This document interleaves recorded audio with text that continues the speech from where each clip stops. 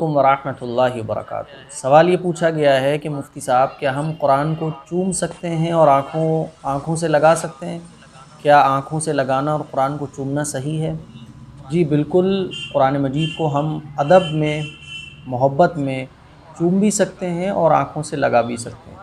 हज़रत उमर रज़ी अल्लाह तआला अन्हु जब कुरान को पढ़ने के लिए खोला करते थे, तो अदब से कुरान को चूमते थे और अपनी आँखों से लगाते थे और फरमाते थे आहदु रब्बी व मंशूर रब्बी, कि ये कुरान मेरे रब का अहद है और मेरे रब का मंशूर है। और मोहब्बत के साथ कुरान को चूमते थे और अपनी आँखों से कुरान को लगाते थे। तो अदब के साथ, मोहब्बत के साथ कुरान को चूमना और मोहब्बत में कुरान को आँखों से लगाना ये बिल्कुल जायज़ है और इस तरह हमें कुरान के साथ मोहब्बत का इज़हार करना भी चाहिए और कुरान मजीद की तिलावत भी करना चाहिए।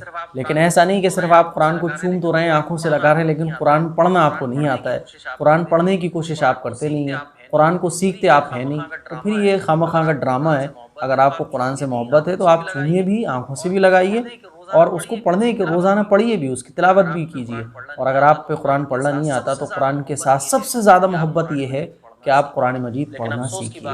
लेकिन अफ़सोस की बात है कि हम लोग कुरान से मोहब्बत का दावा तो करते हैं, लेकिन कुरान मजीद पढ़ते नहीं हैं, कुरान मजीद सीखते नहीं हैं। इसीलिए हम लोग कुरान मजीद को पढ़ना भी सीखें और जब कुरान मजीद को हम खोलें तो मोहब्बत के साथ, मोहब्बत में, प्यार में, अदब में कुरान को अपने चूम भी सकते हैं और आँखों से लगा भी सकते हैं। अस्सलामु अलैकुम वरहमतुल्लाहि व